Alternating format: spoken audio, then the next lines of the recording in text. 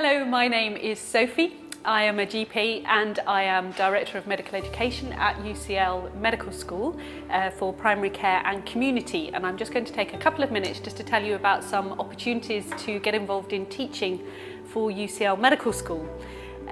We have campus-based teaching and we have practice-based teaching, both short-term and long-term placements ranging from a day to over 6 weeks or even a year of involvement. We're really keen to outreach into the community to work with you as tutors and also to involve patients in active learning within the practice as well as within our department in helping us to shape and reform our curriculum over time. I'm a GP. I work in two practices actually because I'm a locum GP. Well, I teach at my Watford practice, which is a practice for the homeless. So it's a GP surgery for the homeless called Meadowell Clinic, and that's in Watford, and that's where we have the students coming to learn psychiatry. Well, I love teaching. I think I was sort of born to teach, being the firstborn, because in our culture, if you're first, you teach the rest. I think teaching is so stimulating. That's the first thing. I mean, it's for keeping yourself up to date, being very accurate in things you teach, because ultimately these medical students are going to treat me when I'm a pensioner, and I want them to have the best teaching. And there's an awful lot to teach, not just simple communication skills, but clinical skills, examination skills, and dealing with people. It's not the easiest thing in the world. For UCL, I do a couple of roles. My main role is teaching the MIC course, the Medicine in the Community course.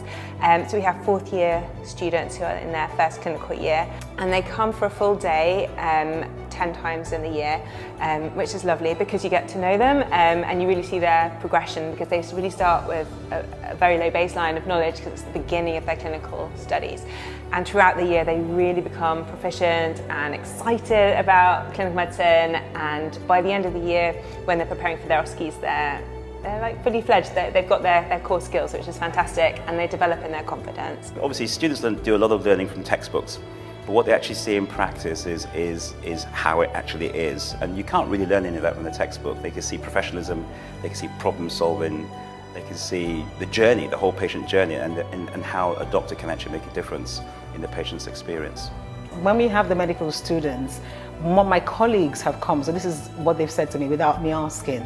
They said we learn so much, we benefit from having the students in our practice because the medical students clerk the patients in such detail that we learn more about our patients than we didn't have, than we didn't know before, because we don't have that much time with them. But when the medical students come, we create a longer time for them to clerk. And so we find out things about our patients' lives, which is very important, particularly in psychiatry. My patients are well trained. They know that when I'm teaching, I'm going to take a little bit longer. And they enjoy that because they need to get more time with me and also with the students. We get to explore their symptoms a little bit more as well, which the patients thoroughly enjoy. My advice is that you need to start encouraging patients when you see them in the clinic, all right, with all sorts of chronic diseases or not so chronic diseases. Encourage them and start setting up a database on an Excel spreadsheet for different conditions: respiratory, cardiac, musculoskeletal, neurological. Have a list, all right, and then rotate around the patients. And those patients who are keen, encourage them. And when I teach, I have filtered coffee, I bring biscuits, so they think they're valued. If I was going to give any advice to a new GP tutor, what I think, one is perhaps it's worth going on a course. So I did the Introduction to Teaching in Primary Care course. That really, really helped because it helped to put aside some of the fears that you might have about teaching in small groups particularly, because it feels like there's a lot of scrutiny. You've learned how to practice and you do things in your own way over a certain period of time, and then you've got to relearn the medical student way of doing things. And also to design your teaching sessions to make sure they are, that it captures their attention. So that was probably the most helpful thing. It's different to everyday clinical medicine. If to teach something, you have to learn it yourself, and I feel really confident in those topics. Often you learn a lot from the students themselves, and there's a certain energy you feel at the end of the day after teaching that you feel you've made a difference. I would encourage anyone to get into teaching.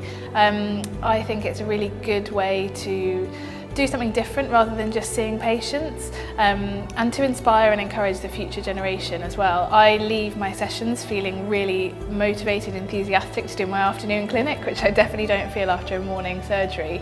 And the feedback I've got from the students has been really positive so far, but also they're going to help me shape and change how I do the teaching in the future.